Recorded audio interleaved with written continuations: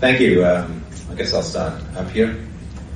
It's a challenging topic. It's a very big topic. Anyone here from Europe?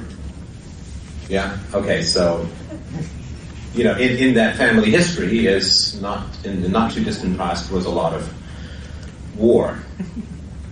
War is the greatest curse and affliction on mankind. If cryptocurrencies can do anything to lower the chance of war, they deserve our undivided attention as a species. It is the greatest calamity of our species. You could tell tales like the few I'm about to tell you forever. But here's one. In the city of Königsberg, which was annexed by the USSR, in 1945, at the end of the Second World War, the food supply broke down completely. People were reduced to eating offal, and human flesh was offered for sale as fried meatballs. 7 centuries of German civilization in the city that had nurtured philosophers such as Immanuel Kant and Gottfried von Herden ended in cannibalism. What made that possible? In Czechoslovakia, more than 2.2 million Germans were expelled and their property was expropriated. At the peak period in July 1946, 14,400 people a day were being dumped over the frontier. Because in war, you hear about the deaths. You don't hear as much about the displacements. So, does anybody know the Iraqi death count for the invasion from 03? 100,000, 200,000. Official is 500,000. Estimates on the ground put it closer to 1 million. But 1.5 million Iraqis have had to flee the country. This is in a country of 30 million or so, which is unimaginable. When you multiply by 10 roughly, and you get, so 15 million, if 10 million Americans have died as a result of an invasion and 15 million have had to flee the country, what makes that possible? We will be talking about that. This is from Okinawa. As soon as we arrived in Mabuni on June 20th, the bomb exploded nearby, whose fragment is still in my forehead. The next day I found my mother alive. We did not know where to go, so we followed other refugees and encountered a hell on earth. We saw dead bodies, crying and screaming people, and a person who was begging to be shot to death. It was total chaos. Mabuni was a dead end. We could not go any further. The area was under attack incessantly and the body count increased every day. The bodies and pieces of bodies were on the ground everywhere. After fleeing from the hillside, my mother, grandmother, and I were hiding in a small natural cave on the coast. We had no food or water. Despite killing up to 20 million people, including many savagely, such as in the infamous Nanjing massacre, and creating between 80 and 100 million refugees, China's war of resistance against Japanese aggression is often treated as a World War II sideshow. Refugee stories from Korea, where Seoul changed hands 4 times during the Korean War.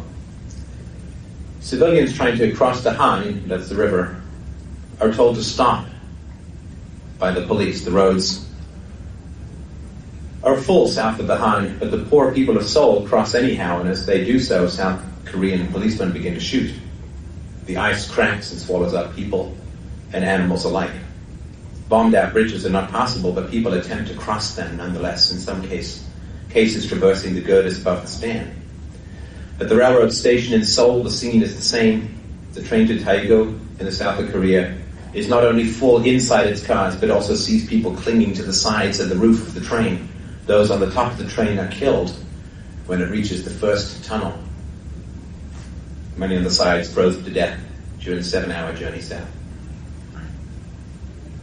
These stories, as you can imagine, are repeated endlessly throughout the 20th century, and of course in the 21st century as well.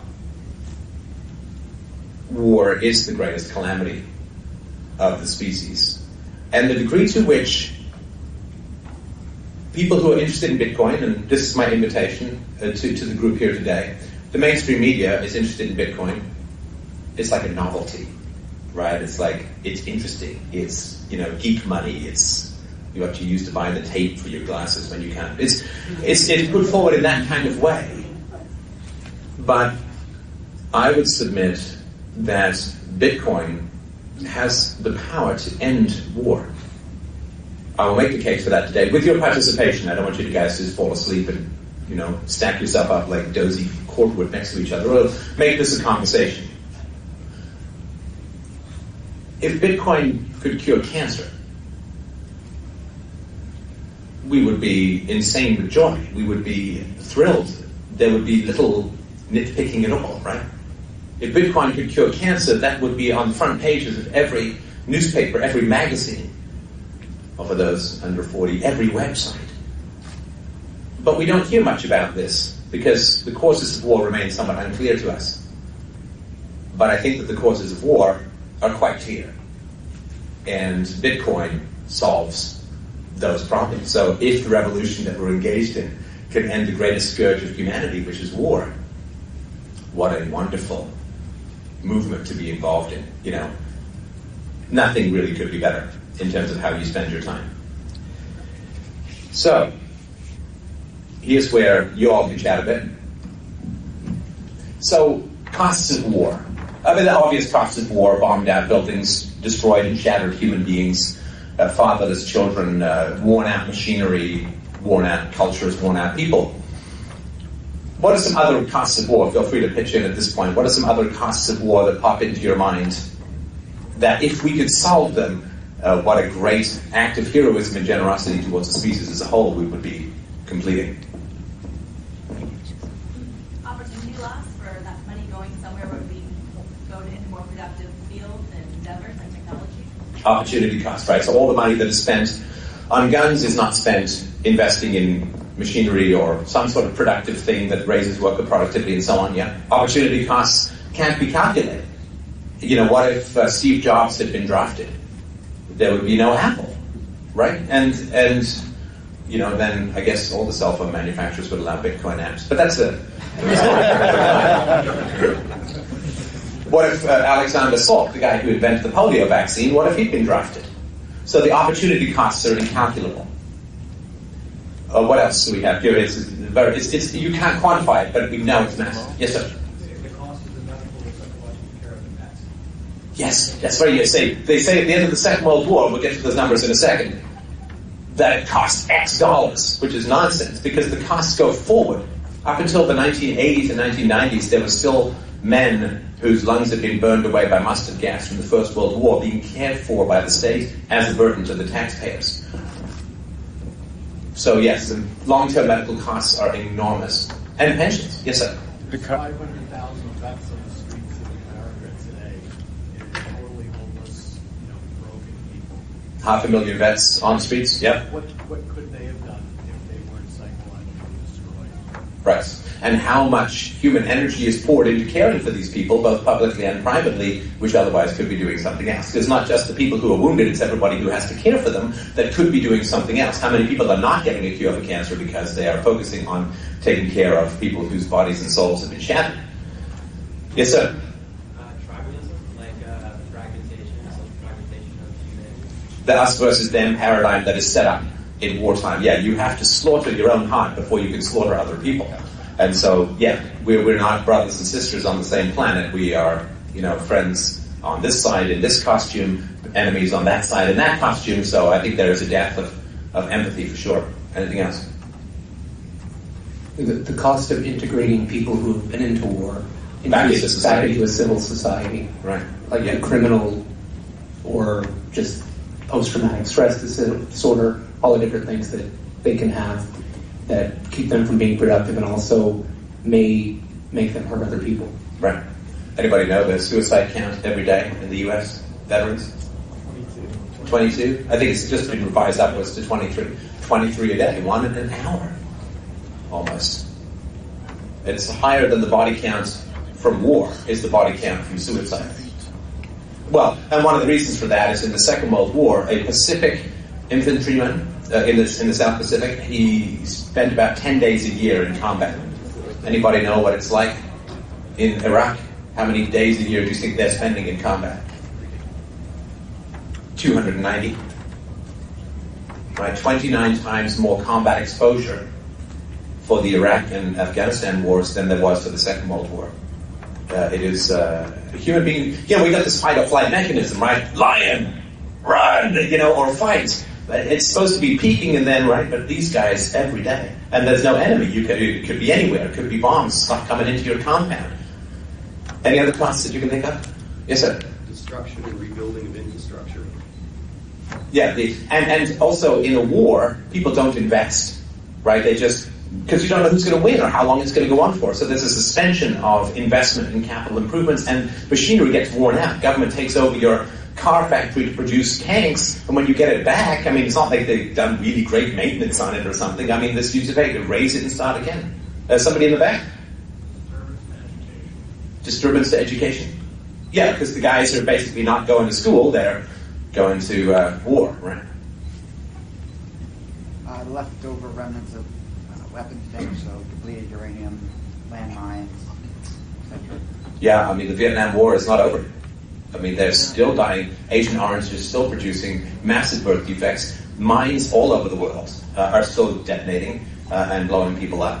The war, there's no closure. In the Middle Ages, the war was done, the war was done. Now it just goes on, and the cost of remediating this stuff is incalculable. Right in the back.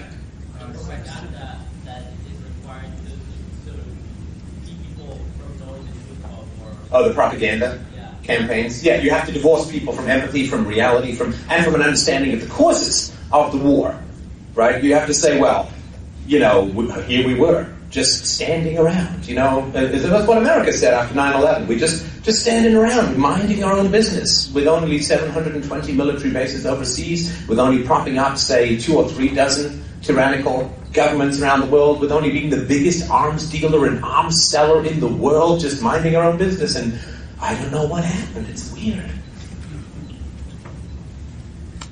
Yes, sir? Interest from the debt that's incurred? Interest from the debt, yeah, because the war is never paid at the time, right? The war is paid through these, what do they call them? Liberty bonds. It's like, you know the word bond means chain, right? Freedom chains. And, you know, if there wasn't so much suffering, this would be the worst, like the blackest comedy in the world. I think your friend next to you, did you have a comment? The legislation, wartime legislation that cramps down on civil liberties of countries that are engaged. Yeah, in the First World War, you would go to jail for criticizing the government obliquely during wartime. Yes, sir. Yeah, the technology that it's shifting towards weapons, and instead of going in other sectors like USSR, actually they had the best tanks, the best weapons, but the worst cars. Right, war. Here's why you can't have cool stuff. Right, absolutely, yeah. It diverts. And all the human intelligence that goes into that, the weapons of destruction. Exactly. Yes, sir.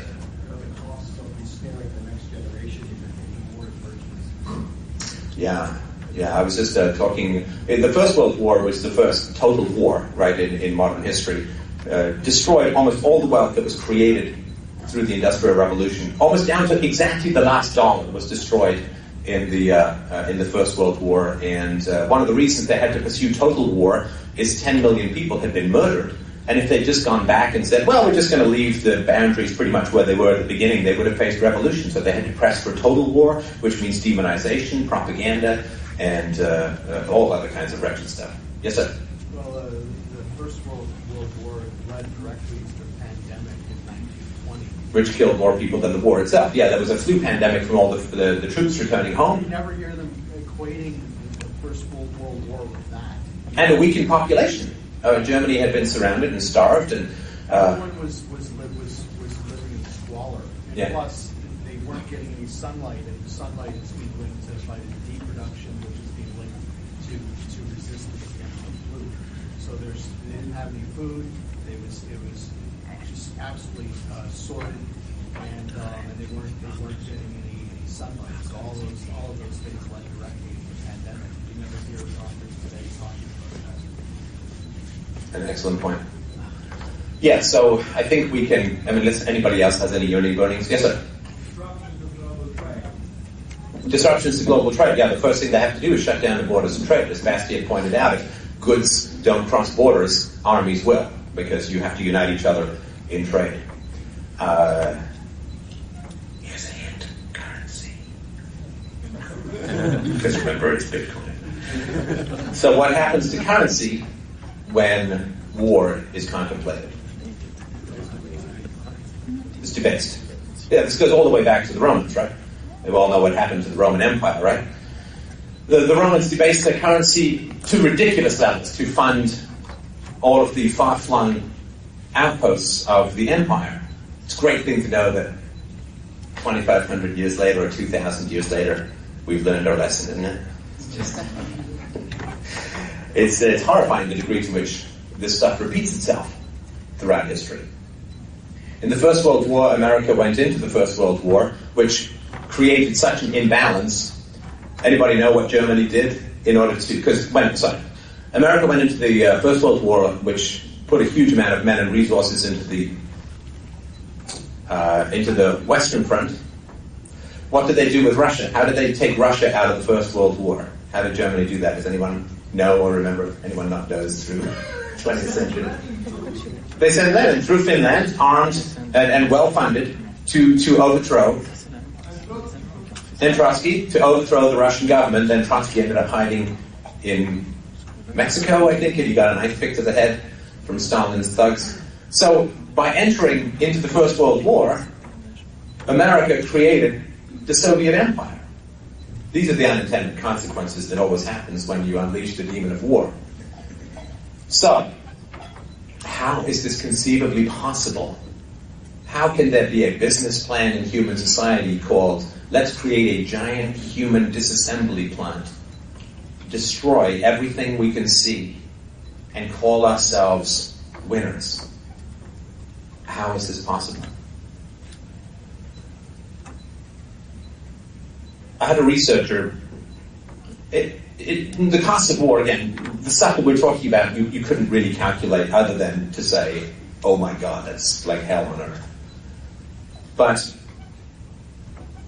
you can calculate things more effectively, right? So they'll say, well, here's how much we spent on the war, but it's all lies and nonsense and so on. But what you can do is at least take that number and compare it to gold. So we're going to compare the cost of war to gold, and then we're going to compare the cost of war to Bitcoin.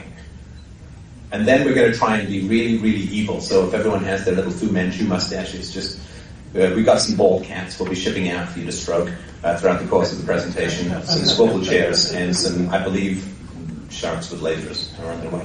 But we're going to try and talk about whether you can wage a war through Bitcoin. So we're going to try and let's turn Bitcoin to evil. That's our goal today. We're going to see if we can achieve that. Does anyone want to guess? If you know this, that's amazing, but does anyone want to guess? Metric tons, oh yeah, metric, I said it, to our American friends. I don't know what that is in Klingon for you people, but... metric tons of gold refined throughout all of human history. Anyone have an idea? You don't. You're guessing, right? You know? Well, I've heard it many times. I just don't. Oh, you've heard it many times? Okay. Well, you're going to hear it once more. Got a problem with it. Sorry. Yeah, did you want to... Oh, about 175,000 tons. Well, here, you take the mic. I'm going to... No, that's good. Yeah, 175,000 tons. I think it's like 20 meters by 20 meters by 20 meters or something like that, which I believe Kim Kardashian is currently dragging around on one of her fingers, if I remember rightly. Kanye not known for his understatements. So, the war on terror, right? The American war on terror is, it's about, what's been booked is about 1.4 trillion, what is unfunded, in other words, what's being passed along is around $6 trillion. Do we have any, rain men in the audience or rain women who are going to do this math? So basically, the war on terror in America cost 291,000 metric tons of gold so far, right? Which is close to twice all of the refined gold ever produced in human history. How is that possible? I mean, the math just doesn't seem to add up. In World War II, America at the time spent $211 billion. and about 161,000 tons of gold. How is that possible? That's more gold than has ever been mined in human history. And that's America, which wasn't even invaded. No bombs dropped on America. The CN Tower is 118,000 tons. So the war on terror is almost 2 CN Towers worth of gold. How is that? I mean, it's inconceivable how much money is... And these are just the direct costs, none of the other stuff that we're talking about. The real cost, I would argue, is many times that. I just want to get a sense of how much money is spent on war. We would be unfathomably wealthy as a species without war. Like, we would all be bazillionaires. And I don't just mean the early Bitcoin adopters. I mean, everyone would be like bazillionaires, right? I mean, and there are statistics that are stunning for people who don't know them. So I'll just give you one tiny one. And this isn't even to do with war. This is just another form of government aggression, right? So if you remember, just after the Second World War, it was not, a Mel Gibson-style Thunderdome hellhole of, cannibalism or anything like that. Fairly civilized society in its own way. If the government had kept the regulations in place in the post-war period and hadn't added to them, the current GDP of America is about $12-13 trillion a year. Does anyone know, okay, this is you'll know, but anyone else know what's the estimated GDP, gross domestic product, of America would be if regulations had not increased from the post-war period? Isn't it like 40 trillion? $53 trillion. $53 trillion. That's astounding. That's 5 times the wealth. If the only thing that had not changed was the amount of regulation in the U.S. economy. In America, it's insane. Like 1 out of 3 people in America need government permission to do their job, a license or some sort of permission. Without war, we would all be making millions of dollars a year. There'd be no involuntary poverty. Everybody would have jobs, whatever. I mean, it would. This is the cost of what has happened with war.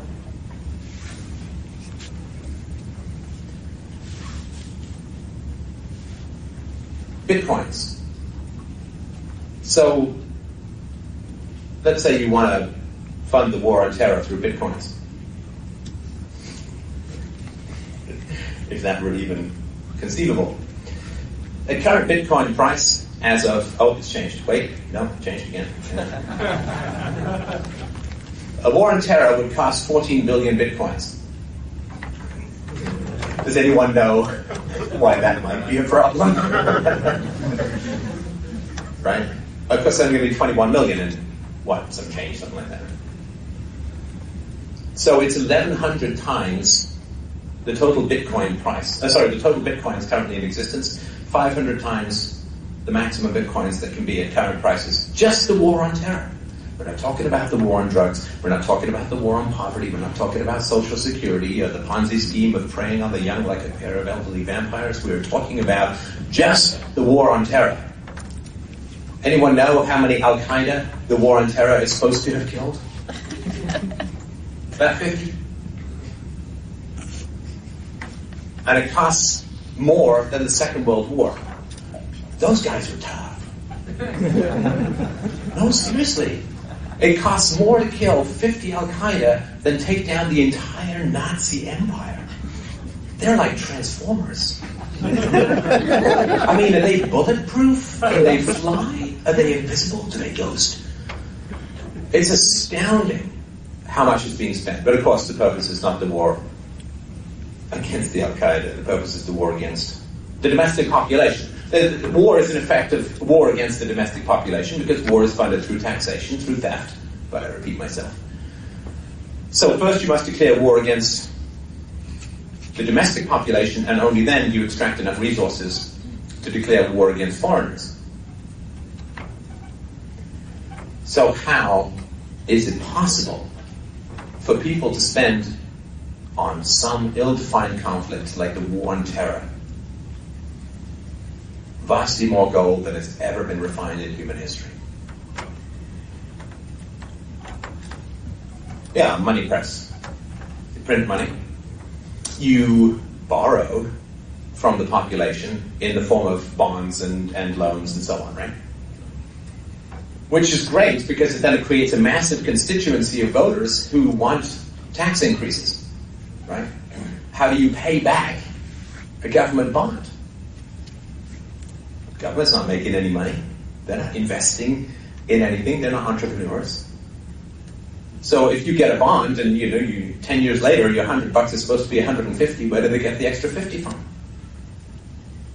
They tax it or they print it. The researcher that is working on the presentation did a really strict analysis and found out that war bonds always lose to inflation. Of course they do. It's math. Hey, I'm going to crank the printing press and give you 100 back and 50 in monopoly money. I mean, of course it has to lose to inflation. The government has to... I'm sorry? Even though they lost in inflation, then they're still going to charge a capital gains tax on the bullshit amount they get when they leave it. Yeah. Yeah. It's fun when you get to write your own rules, isn't it? I mean, you can't lose, right? They confiscated gold as well, didn't they? They did. Yeah, this is the stability of government law, right? So I think it was 1934, whiskey was legal. No, whiskey was illegal and gold was legal. Then the next year, gold was illegal, whiskey was legal, because regime uncertainty is never a problem in economics. So, yeah, so if I came to you and I said, hey, guys, I know you don't look that bright, so I really wanted to make this pitch to you. You do actually look very bright, but I'm just being in character. I got a great idea. We've got this war on terror. And you guys have some bitcoins, right? So can you give me 30 million bitcoins? And we're going to have this great war. There are 50 guys out there. 1 million Bitcoin. I think I can get them all. And all I need is 30 million bitcoins. And I guarantee you that I will give you 20% return on investment in your bitcoins. Take my money. You, sir, get to the front of the line. Yeah, okay, it's not really a pitch when the alternative is going to jail, but, let's pretend it's a pitch, right? You'd say, well, there aren't going to be 30 million, so A, we can't give you the 30 million, and B, you can't give us more bitcoins back, because, right? But this is what they offer when they control fiat currency, right? When money is just another goddamn government program. Money, which is the lifeblood of civilization. You can't have cities without money. You can't. End of the Roman Empire, which was also a debasement issue. Population of Rome went from 1.5 million to 17,000 people in a year or two. Why? Because the money cracked and broke. Without the money, farmers aren't going to send their food into the city. Cities live or die in currency. And Rome had this empire, which we may be familiar with, not looking through history, but looking south. Rome had this empire and needed to pay for it, and they couldn't get enough taxation because they could only tax cities. You can't go into the countryside and tax people because, a lot of tax collectors just get lost. I was heading to the farm. Turned out the farmer did have a use for me. I'm fertilizer. So you have to tax the cities. So what they did was they kept cranking up the taxes in the cities. And where did they conscript the Roman soldiers? Being a Roman soldier was like absolute hell. I mean, you were conscripted for 20 years, and then you got like an acre of land where you could come and bring your shattered, pus-ridden, corpulent, smallpox-laced body back for 6 months before you died. So they could only conscript from the cities, because again, you go out to the country and you try and conscript people, and don't buy a return ticket is, my suggestion. And so they drove all the people out of the cities, right? All the young people, all the young men went out into the cities, right? Say, well, wait a minute. So the best option I have if I'm conscripted is to be out there in the middle of God's green hell acre for 20 years, and then I'm going to get a plot of land. Why don't I just go be a farmer now and skip the 20 years of killing people? So they all went out of the cities into the countryside, So then what did Rome have to do to maintain the empire? Had to hire mercenaries, right? So you can't collect enough taxes and you can't conscript enough people, so you have to increase your expenditures. So how do you cover that? Well, you debase the currency. And then eventually you debase the currency so much that the mercenaries don't feel paid anymore. So then they come to Rome to get their money, and that's the end of the Roman Empire. It's all currency. It's all currency. I would argue, there's always some idiot who has some incomprehensible theory of everything. I'm that idiot. The price of magnesium determines the future. Let me tell you how. Some Glendeck-style lower intestine chart up on a blackboard. But I would really argue that the history of currency is the history of the world. Why do you have economic freedom? You have some, right? I mean, we can choose our own occupation. We're not serfs tied to the occupations of our fathers. We have some economic freedom. The question is why? The libertarian answer is we've got really great arguments, right? I mean, we can show that trade is win-win. Praxeologically, we can prove that we should have these freedoms and it's virtuous and it's good. And it's not true. That's not why it happens. Why do we have economic freedoms? Let's just say, agree with me for the moment, just for the moment, humor me. Why do you think we have economic freedoms? They don't care about our freedoms, otherwise they would not enslave us in debt and send us to wars and stuff. Why are they giving us economic freedoms? So, a happy worker is a productive worker. A happy worker is a productive worker. Excellent. Sounds like you listened to your kindergarten class teacher. I'm sorry? False happiness gives false productivity. Yeah, we all know the Lego movie song, should we? Everyone? Yes, sir. Collect taxes.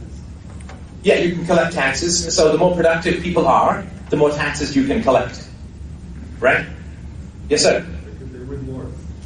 Because they win wars. Yes, he's been listening. Excellent. I wish I had kibble. Throw it right in the back there. Yeah, because all modern wars are wars of attrition, right? I mean, you keep, until you run out of gold to sell, you run out of bodies to blow up, you run out of oil to put in gas, and right? It's all resource wars of attrition. So, the first two countries to really develop modern economic freedoms were the Netherlands and England. And they got very powerful, right? I mean, England had an empire which was a third of the entire planet. Right? They said the sun never sets on the British Empire. It never did. It goes down one place, it's still noon in some other place, where there's some stuffed up British shirt demanding that his laundry be exactly right. And so the other countries are like, whoa, these guys have a lot of resources. They can make a lot of bombs and they have a lot of people. Population goes up when wealth goes up, right? So they had more population, more money, more weapons. This tiny little island ran the world because of economic freedom, turned to the use of the state. So the other countries are like, hey, I think we'll start listening to these economists too, because that gets us more stuff. But if you're a chicken, you're some tiny little cave somewhere, and then the farmer figures out that if he puts you free range, you produce 5 times as many eggs. He'll put you free range. Does that mean the next step is to let you free? No, of course not. Right after free range comes like a chicken McNugget machine. So there's a competition in economic freedom between states because the more economic freedom up to a limit, the more resources available to wage war. Now, the wars can be external, or you can make up internal wars, like the war on terror, which is waging war and an adjective. The war on poverty, right? Let's have a war on drugs. Anyone know what the budget is for the war on drugs in the U.S.? 60, 70 billion? Oh, it's more than that. Last I heard, it's been a while since I did the research, about 150 billion. And again, direct costs, not counting opportunity costs and, all that kind of stuff. Now, I've always sort of had this fantasy that you say to people, are you for the war on drugs? Everyone, put your hands up. Who's not this audience? I'm sure most of you are not. But put your hands up if you're for the war on the drugs. Great, you get the bill. Right? People are like, ooh. Wait, my outrage has a price? It's not free outrage? Oh. I think I can find it in my heart to have some tolerance for people who watch Cheech and Chong films. Plus, Floyd, man. Can't do that stuff straight. So, and of course, if half the people put their hands down, let's say half the people are for the war on drugs, half of them say, ooh, really? $8,000 bill a year for the war on drugs? I'm out of it, man. Then half the other people get $16,000 bill because money's got to be. Then they put their hands down, and then the last guy is like, "It's you, sir. $150 billion. Are you ready?" He's like, no, not really. Who doesn't like yes? So when you can't socialize your outrage, when you can't make other people pay the bills for what you're enraged about or up in moral arms about, it becomes a very different equation. You see, even ethics, to a large degree, is run by money. Patriotism, that's run by money. Oh, God. How many Americans here? Not armed, right? No. Okay, good, then I can be honest. Anyone in America here who was pro-war in 03? Like 01 you can kind of understand, it was retarded, but at least, something happens, we think it's, but 03, like Iraq, no justification. Right? And now Americans are like, our economy sucks, I can't get a job, I lost my house. It's like, yes, blood is expensive, isn't it? Did you cheer as the rockets rained down on the Iraqis? Well, that cheering is expensive, isn't it? They don't make the connection. And they're explicitly not allowed to make the connection, and they're diverted from it by the media, right? But blood is expensive. And that's one. There were no tax increases for the war. No tax increases for the war on terror. They just printed money, had a housing boom, housing crash, destroyed drove manufacturing overseas. And that is the result of your bloodlust. So, here's the time where we get to see if we can bend Bitcoin to evil. So I think we all understand, if you can make up money, then you can wage war. If you can force people to lend you money, I don't know, I think it's like, I'm forcing you to make love with me. Well, it's not making love then, is it? If you can steal from people, if you can steal from the unborn, if you can make up whatever money you want, then you can wage war. Total war.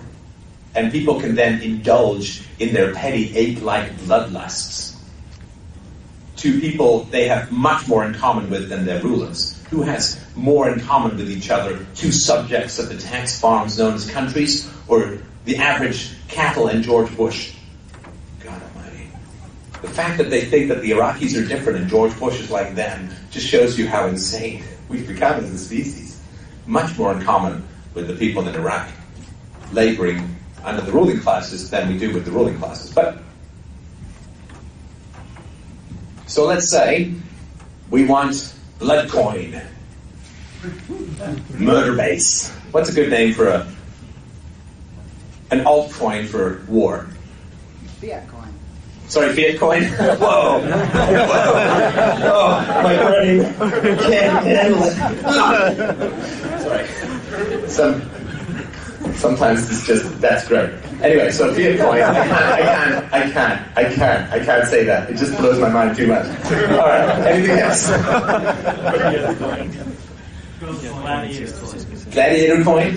It's kind of lengthy. Business card has to be like landscape, right? I'm sorry? Evil coin. Evil coin, all right. Evil coin. Hey, I think I just discovered my rap name. Anyway, what? Bolshevik coin? A what? Rothschild. All right, so blood coin, death coin, whatever it is. So we want to do this, right? What? Ape coin. Ape coin, yeah, ape coin. Can only be used for bananas. Okay, so let's say that we want to make this case to people. How are we going to make the case for war? When we can't print our money, when it's limited, how can we do it? Alien invasion. Alien invasion? Yeah. Okay, but without CGI, without Bruce Willis and anyway. No, I mean, yeah, we could say there's an alien invasion coming. But I think before people pour over their bitcoins, they're going to want to see one. They might want to see, something that Captain Kirk would bang in a New York Minute. I don't know, right? But they want to see some proof. Give me something with a weird orifice that's going to haunt my dreams or not, depending on your predilections. So I think that might work to get people's interest, but they need something to. So what else? What story could be made? And how could it work? I couldn't figure it out. I mean, which doesn't mean much. But, I figure a room full of experts, if we can't figure out how to make Bitcoin evil, that's important, right? I mean, you can't promise return on investments for breaking shit, right? I mean, you just can't, right? Hey, invest in this, right? I mean, well, okay, now we got some broken glass, right? I mean, yay, right? Yes, sir? You pay to invade another country and steal their land. Okay, so you say, give me money, and I'm going to hire a bunch of mercenaries, and then we're going to go and invade, I don't know, who's annoying lately? Give me a country. Oh boy, got a lot of haters. Oh, me, I hate all these countries. Let me give you this. Alphabetically or reverse alphabetically? I'm sorry, I didn't know. What's that? Canada! The Arctic? Yeah, I think we want to see a land that doesn't float away or melt. That would be sort of my input. I'm sorry? The resources in the Arctic. Oh, Iceland. Can we do Iceland? Yeah, nice. I mean, they annoy a lot of people in the banking industry because they put their bankers in jail, right? So, okay, let's say we're going to invade Iceland and we're going to take their land and Take their geothermal energy and take their aurora. I like that. Oh, aurora coin. Sorry, I thought you meant that. All right. Okay, so Iceland, you're screwed, right? You're in our sights. So we got to go and get guns with ships, right? Obviously, I don't think you can. You got a ship. You got to get over there and ship, right? A helicopter is too far, and planes are too much fuel, right? So we got to go buy a ship, a bunch of ships, get a bunch of mercenaries, and we're going to go and take Iceland, right? So how are we going to make money at this? Use it as a mining farm. Use it as a mining farm? This is Iceland, not an asteroid. Geothermal energy for Bitcoin mining. Oh, geothermal energy for Bitcoin mining? Dude, there's a lot of strong evil in this room. This is great. It's like, well, let me see if I can take you to the dark side. Whoa. Wait, I'm coming. Good. Excellent. All right, the Bond villain is this guy. Okay, so we're going to go in and we are going to put up geothermal energy stations. Right. Okay. Now, okay, but we're competing with guys who just will go and buy the land, right? Who don't need massive military and a fight. Because remember, you're competing with people who might do it without bombs and, right?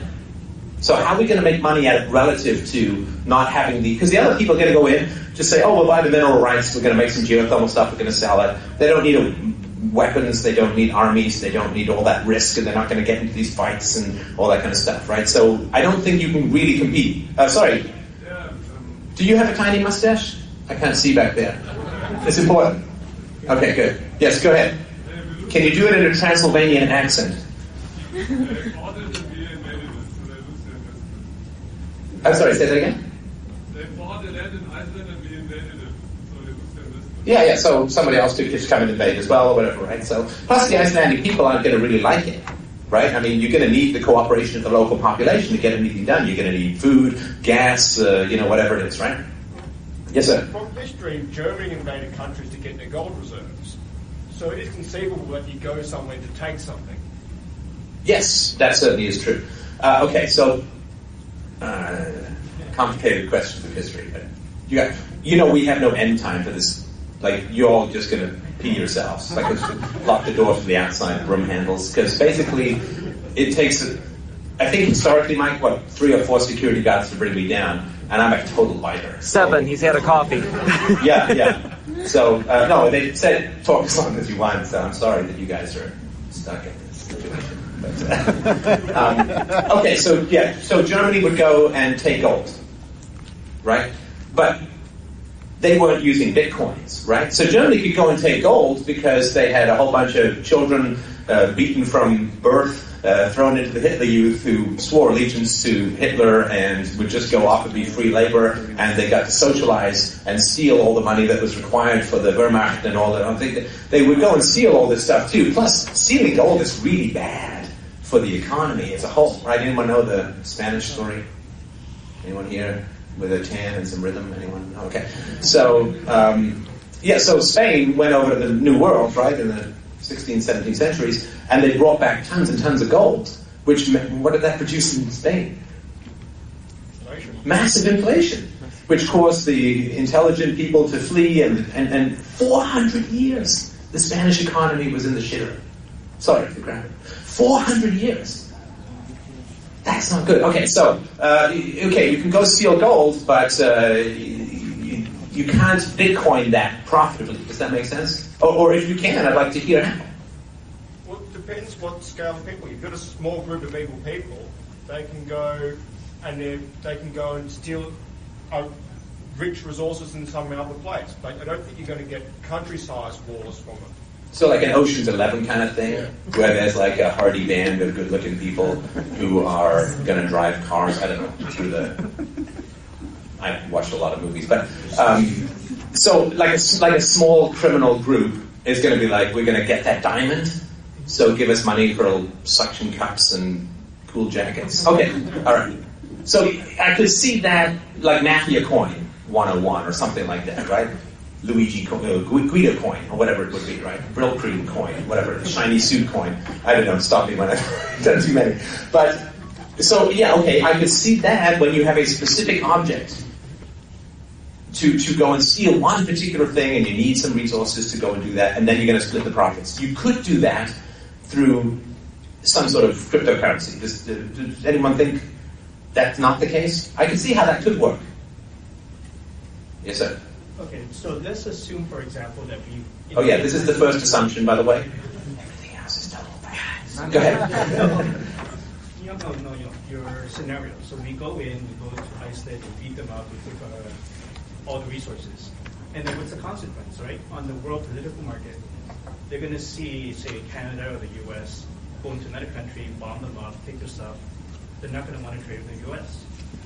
Wait, because we've mixed 90,000 scenarios there. Do you mean if they're doing it through cryptocurrency? I'm talking about some group of guys, or even a government. How could they fund a war through cryptocurrency that's going to provide a rate of return? Okay, so in this scenario, you don't have hyperinflation or inflation or central bank, right? Yeah, you can't socialize the costs and privatize the profits. So you tax people because they got tricked. Remember, you were talking about 2001, right? The approval rate for the war was really high in 2001, after 9/11. Yeah. Makes sense. So we start from there, the hypothetical. They go into the Iceland. Thank you. Okay. So what I was saying is in 2001, there was a high demand for war. So hypothetically, false flag attack. Right? Yeah, okay. Okay, and then we go to Iceland, we take their stuff, and then other people from other countries are going to observe this. And they're going to say, well, if USA or Canada is going to do things like this, we're not going to trade with them. There's an incentive built in not to start a war even in like a free market. Well, but couldn't we just be, let's say we're all just evil guys who want to go steal Iceland stuff. We would all encrypt it and be anonymous and Tor-based and nobody knows who we are. And we've got, black face masks and stuff like that. And, we put Spanx on or whatever, so hide our forms or whatever. And then we could conceivably do it anonymously and then people wouldn't know not to trade with us, if that makes any sense. Well, if you're going to rewrite it to be like, how about I just beat up some guy in the alley, he's knocked out, he doesn't recognize me, well then I got away with a crime. Right. But because Bitcoin does allow this level of anonymity in attacks, right? But the thing is that is this scenario of let's get the Hope Diamond with, whatever we're going to do it with, that scenario is not the same as war, because the risks are borne by the people involved only, right? Because war is when other people have to pay the costs, right? I don't like a lot of what Canada does on the international stage. Unless I want to go to jail, I have to pay for it either way, right? So if people want to go steal some diamonds or invade Iceland, they take the risks themselves. If it succeeds, then they get some money, right? If it fails, they don't, or they get shot, or they go to jail, or whatever it is going to be, right? So the war scenario is the socialization, which means the pushing off to other people of the true costs of what is going on, not counting the dead and the wounded, who obviously pay the costs directly. And it tends to be a one-time thing. It's not a war of attrition. You either get the diamond or you don't, right? You either go and get the Iceland geothermal bubble tapioca pudding, whatever it is, or you don't, right? But you don't get this ongoing war of attrition that you push the costs off to everyone else while privatizing a lot of profits. Yes, sir? One thing maybe one idea we could use to get everyone to pay is to appeal to the fact that a lot of people don't understand large numbers and lotteries, so we'll make a lottery. Oh, okay, good. We'll make Greenland or Iceland, and then everyone who can digitally sign that they contributed will be part of the lottery, and then we'll give out lands to you. We'll keep 90% of them, but we'll... Okay, so everyone contributes that's good. Everyone contributes $10 to the invasion of Iceland, but you get some profit from the geothermal thing once we humana, right? Okay. What do people think of that?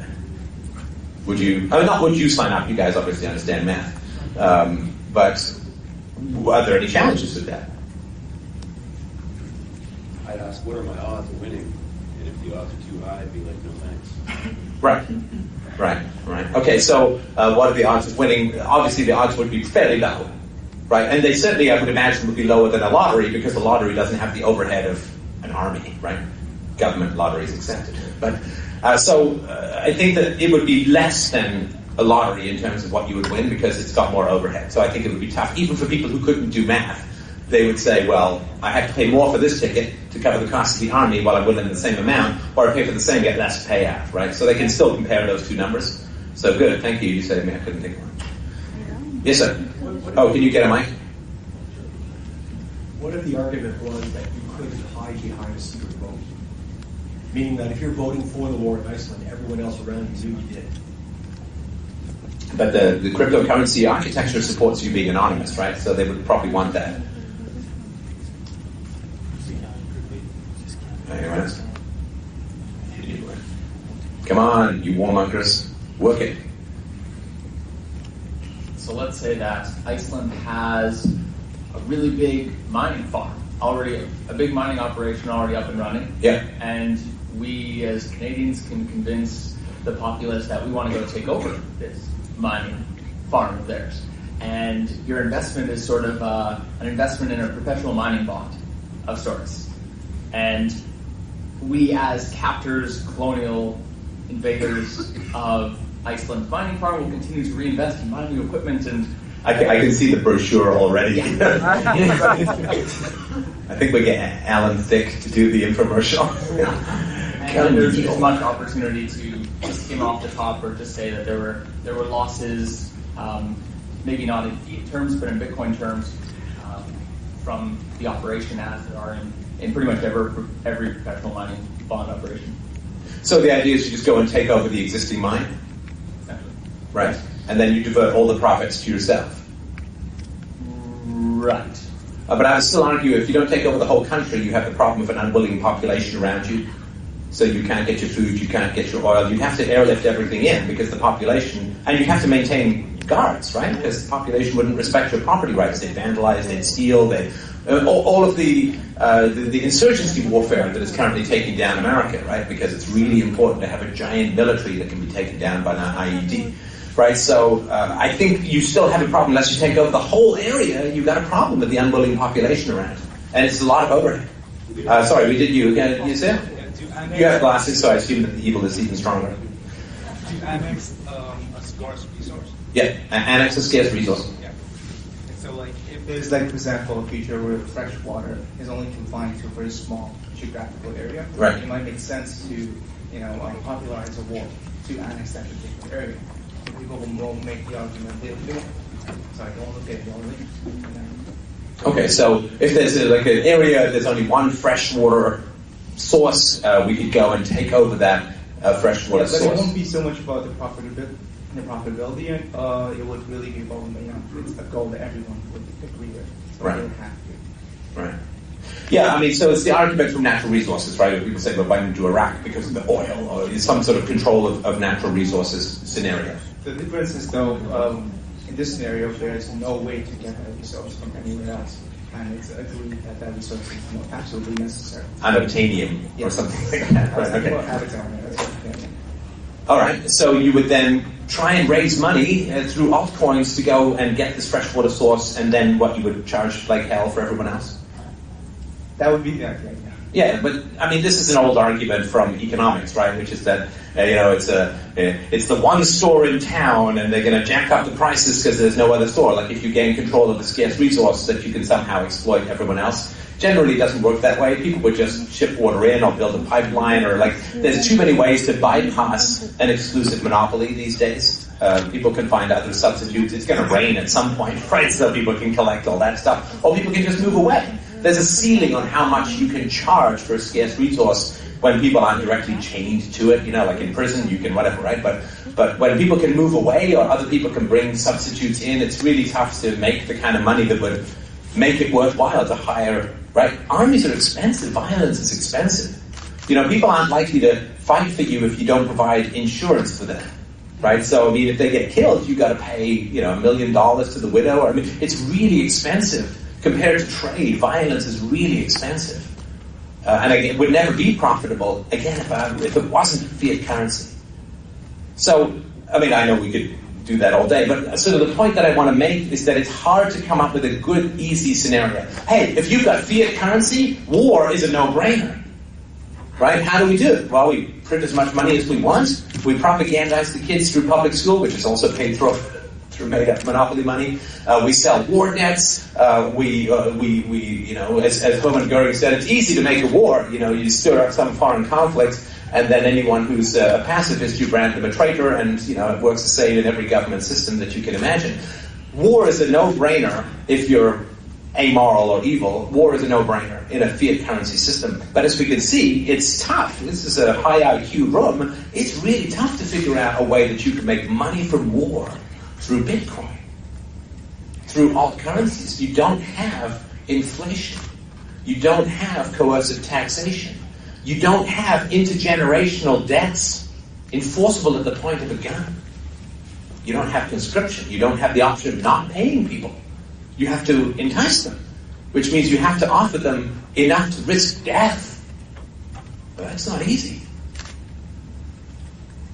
So if this, and I'm not saying the case is completely closed, right? We're just sort of exploring the idea. But if it's true that you can't make money through war, through Bitcoin,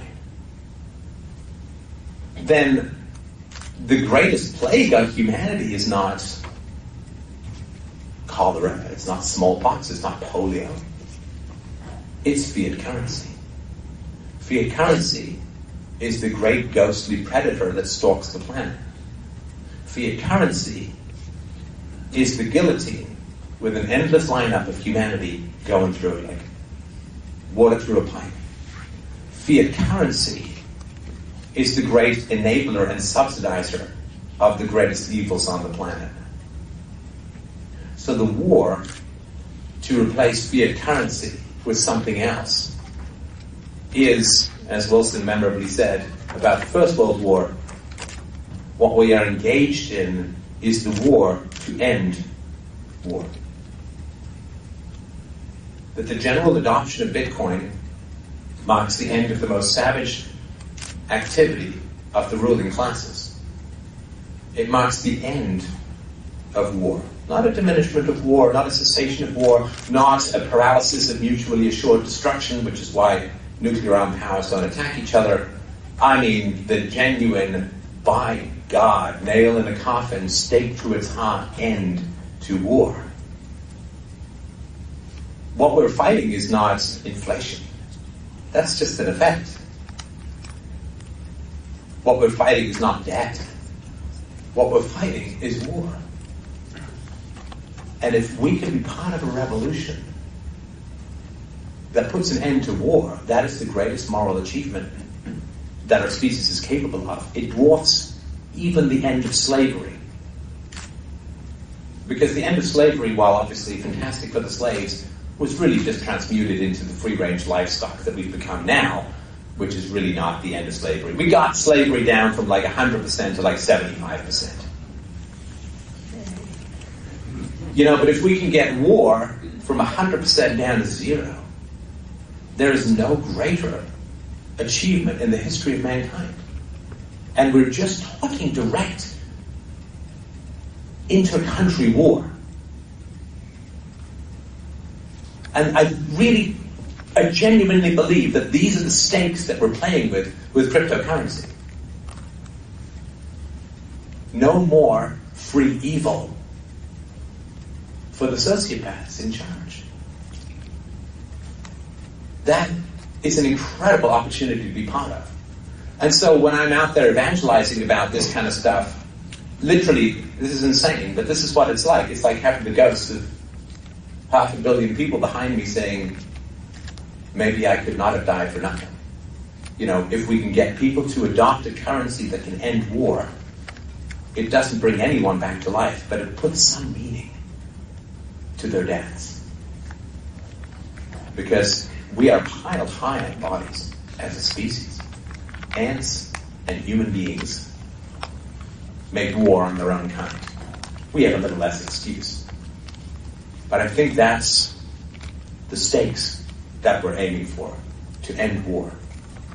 Not in some hippy-dippy kumbaya bullshit. Hands across the water, let's send photos of each other and exchange recipes and try and understand. Like a genuine end to the possibility of war existing. I think that's the stakes of what we're involved in as a community. And this is not out there in the general population. This argument, is it ironclad? I think it's close. I can't think of an exception. I've asked experts. This is a smart room. We can't come up with scenarios where it's like, well, it's a no-brainer. Free evil, yeah, got it, right? Can you imagine what it would be like? A world without war. A world without war. There are currently, 80 wars going on in the world today? A world without war means a world without the need for defense. Right? So we're not just talking about, we're not at war. We are, because we're afraid. And so we need massive armies, even in Canada. It means we don't have to spend all this money on weapons of war if there's no war. I mean, how many of you buy polio insurance these days? No polio. Yes. It will be perfect. Was that a high five or? No. Okay, Chris. No. It will be perfect, but the thing is, war is a good seller, and people are seduced. They want it. I'm Sure. not sure that Because they don't have to pay for it. Yes, exactly. Right? Nobody gets a bill for war. America's been at war now for 12 years, 13 years. Anyone get a bill? No. Anyone get a line item? No. Well, the butcher's bill, the dead. People get sent a flag instead of a father or a mother. But nobody gets a bill. Blessed are the peacemakers will come when the bill goes to the warmongers. Right? Now the bill is there, it's just diffuse. Nobody can trace it back to the source. Right? As they're saying, I don't have a job, my house is gone, and so on, right? Well, yeah, because dead Iraqis will haunt your financial assets, right?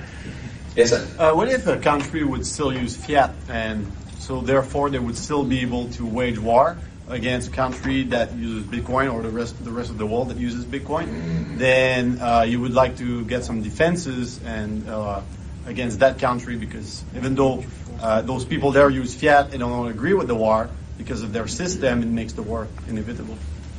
Okay, so the issue, and it's a great issue to raise. I'm very sorry that you raised it, because it means we have to go longer. It's a great issue to raise, which is okay. Canada goes fiat free. right? We get a priest to come in with a giant sprinkling geyser hose of holy water, and we get this god-awful thing off our necks, right? And then America's like, great, we're still a fiat-based country, we got a giant military, let's go north and invade the land of friendly cannibals just over the border. All right? I don't think that could work. I don't think it could happen. And I'll tell you why, and then you can tell me. I'm not sure, but I'll tell you why. Why does a country invade another country, fundamentally? So let's just take Germany. May of 1940, they go and invade, and successfully, 6 weeks or something, right? French folded because it's like they remember World War I, and they're like, forget this, no way, right? So they let the Germans take over. What's the first thing the Germans do? What do they take over fundamentally? They take over the tax system, right? That is the great prize in another country, is the tax system, right? You're all entrepreneurs, not politicians, right? So you're all, thinking about geothermal, what's his bloody, and mines and stuff. No, you take over the tax system, right? And then everyone sends their money to you instead of the last asshole who was there, right? That's what countries invade other countries to take over. Right, you get your livestock and you get the tax system. I mean, sometimes you'll get weapons of war, like in Czechoslovakia in 1938. They went to take over the Scooter Works and take all of the Czechoslovakian war machine, which was the biggest in Eastern Europe at the time. So you go and get the resources, but the most important resource, the renewable resource, is the tax base. So if you have a Bitcoin country, what does your tax base look like?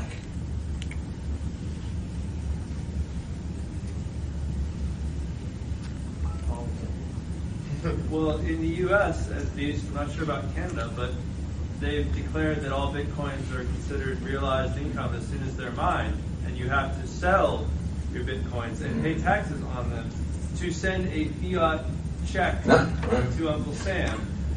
You've diverted me into a rant. You've just extended your stay. So, do you remember this thing where Barack Obama was like, well, you may have done this, you may have done that, but you didn't build that. Right? You didn't build the roads. Yeah, like you, Barack Obama, you built the goddamn roads, didn't you? The government doesn't even build the roads. They just subcontract out to people who know what they're doing. And Paul Martin out there with a shovel. Right? So, I mean, the government is like, ooh, there's something new and cool. Let's tax it. Yeah. Did you build it? No. Did you program it? No. Do you understand it? Not a clue. But we got some guns. So we got it. Ooh, I hate those guys. Everyone who comes up with anything cool, give us some. Okay. Did you make it? No. Oh. Sorry. I could do that for a while, but in deference to the people who want to stay dry in the first row. No, just everything cool that comes along. The government with guns, they just jump on it and it's like, yeah, now we can make money from it. Would you like to be an entrepreneur? No, we got the military, we got jails, towers. Assholes. Anyway. You should play Bioshock. You and Andrew Ryan would get along awesome. That may be a compliment, I'll take it that way. Wasn't this an anti-objectivist game? Anyway, that would just stay on target. All right. So you great rant, thank you, appreciate that. And nothing to do with what we're talking about. Because we're talking about invading a country with all Bitcoin, no fiat currency. What does a tax system look like in an all Bitcoin country? Oh, you're on the verge, aren't you? You're like, spill it. Zero. Yeah, well, what is taxation? A forcible transfer of property. Well, theft, right? It's theft with a flag. And how are you going to enforce taxation in a Bitcoin currency? Yes, sir, you have an idea. Consumption tax. Consumption tax? So when you buy stuff, then... Trace it. You can't, it's untraceable. Yeah, I mean, why would any store put that in, right? It's uncollectible. Yeah, I mean, you don't know a transaction has occurred and who, well, you might know one occurred, look at the blockchain, but you won't know who's doing it or what it was for. Like, good luck finding them, right? I mean, you're like ghost hunters, you know? Isn't that kind of like saying that you can't collect taxes when all money is based on gold, like it was for Oh no, you can collect taxes when all money is based on gold. You can bury gold, and nobody's there to watch when it changes hands. It's untraceable. It can't be found. Yes, but the amount of labor involved in keeping and that gold and doing it under the table and trusting people. I mean, you have to trust that the guy's not an IRS agent. You don't have any of that stuff going on with Bitcoin. The labor to hide your transactions, not that I'm suggesting it, but technologically the labor to hide your transactions is infinitely less than it would be in a gold environment. Yes, sir, Beck? There's no way that tax can be eliminated. If there's a consumption tax, you're going to enforce simply have IRS agents to go around and buy stuff when they don't get taxed, they send stores the bill. Well, no, but you couldn't do that for online stores because you wouldn't know who to arrest. Yeah, you would, because they have hooks into the financial system. So if you buy Bitcoin... It's all Bitcoin. All Bitcoin. Financial system, what are you, from the 19th century? All Bitcoin. I'm talking like wall-to-wall Bitcoin, right? People are wearing Bitcoins. They got Bitcoins in their hair. That's all they eat is Bitcoins. It's all Bitcoin all the time. Did I mention Bitcoins? There's two taxes, wealth tax and head tax. You sound very assertive with that. I'm just waiting to see where that goes. Two forms of taxation, head tax and wealth tax. Yes, there are two forms of taxation that's still possible under cryptocurrencies. Okay, and how do you enforce wealth tax?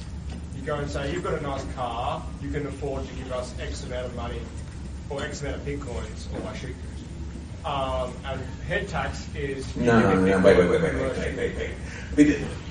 The labor to go point guns at people is not free. Taxation has to be profitable. If you've got to walk up and down the street with a bunch of guys with guns, A, it's too obvious. People like to think that they're being patriotic, when it's not so patriotic, right? I mean, that's an obvious shakedown. And the people you have to hire, like taxation is only possible at its profit levels at the moment. It's taxation at source, no labor involved. The money goes straight to the government, you never see it. No human hand touches that transfer.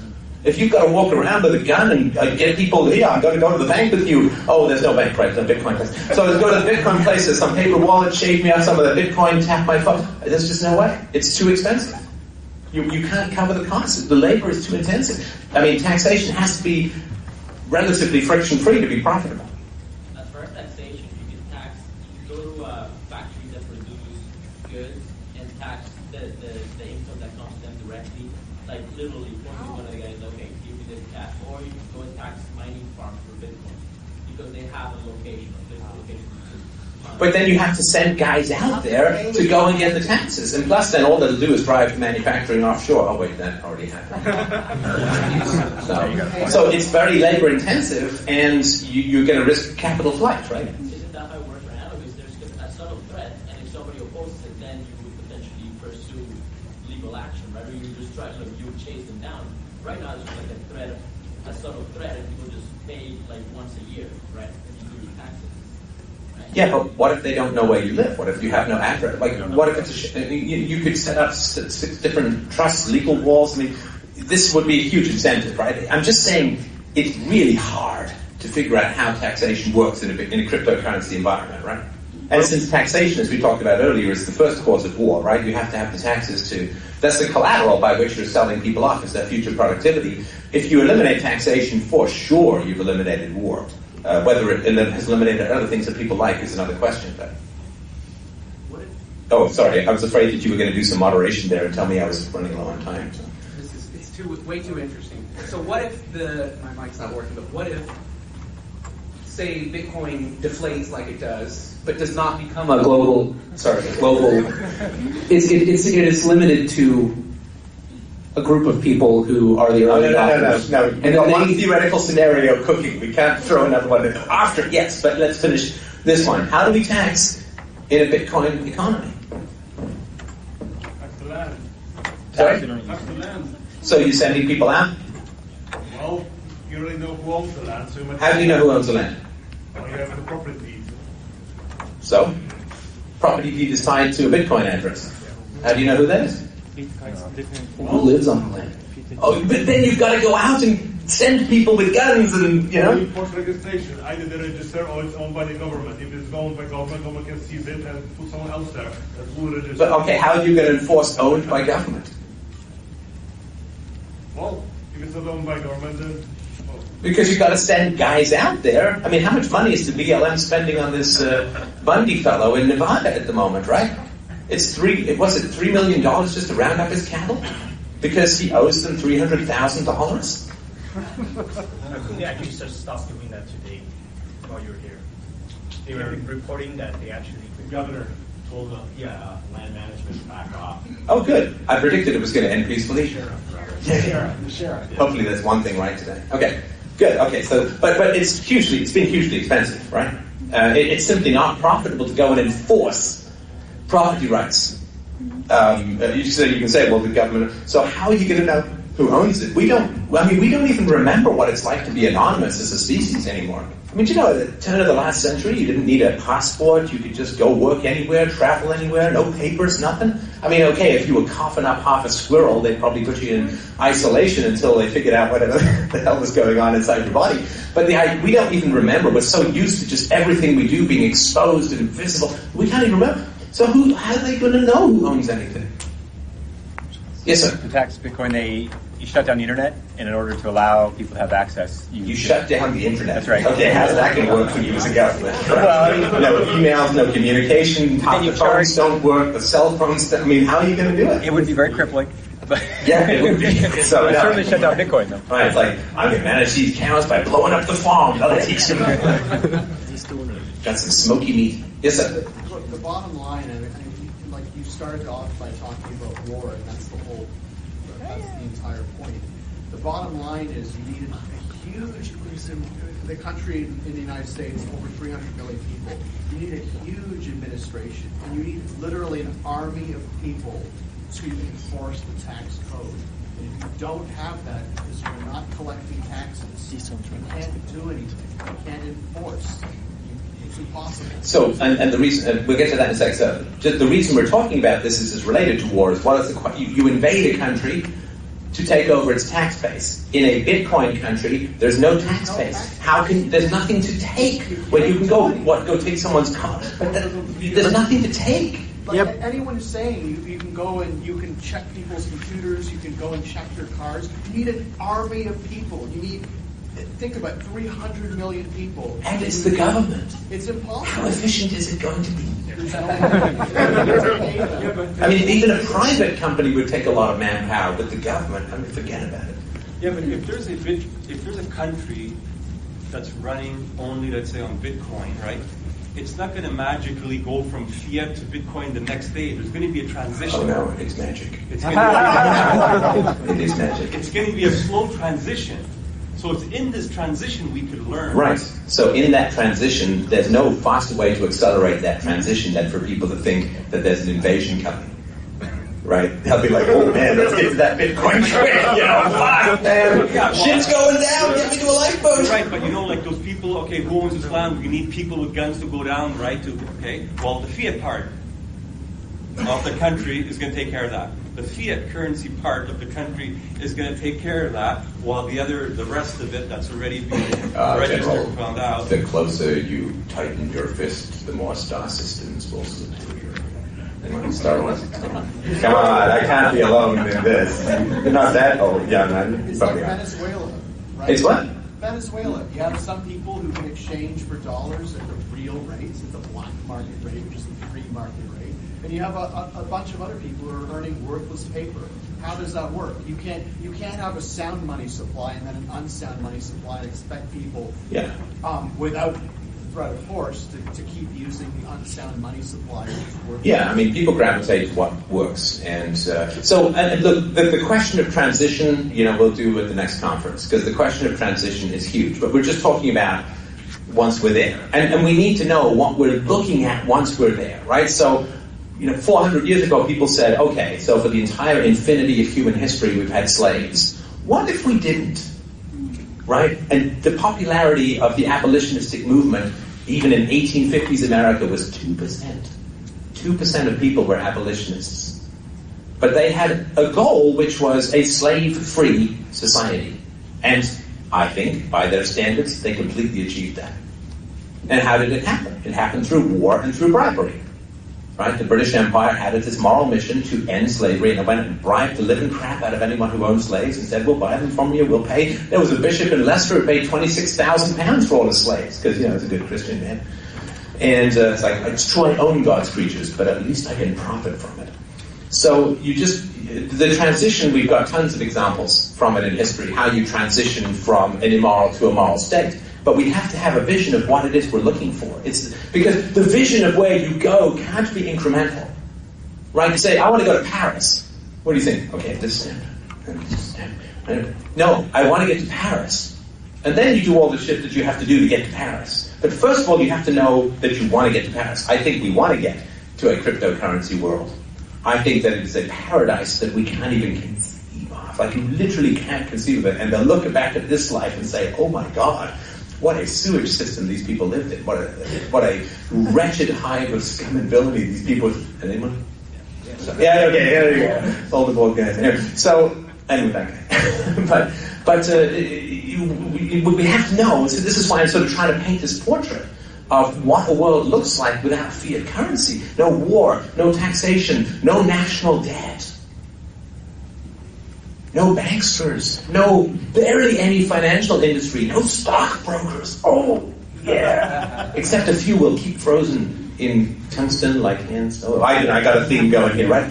But we have, this is where we want to get to. This is the mad vision I think we need to propagate in society.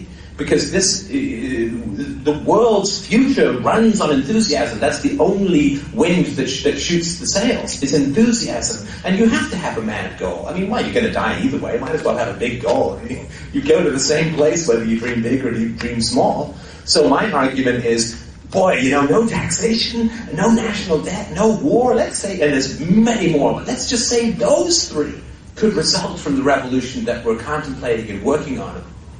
Boy, if that doesn't get people's juices flowing, they're already 6 feet under. And the great thing is, when you have a fantastic, world-changing goal, ending war, ending debt slavery, ending the predation on the unborn known as national debts, do you know what you're not going to hear? What if the blockchain gets too big and it can't propagate across the network? Fuck you, we're ending war! Fuck you, we're ending war!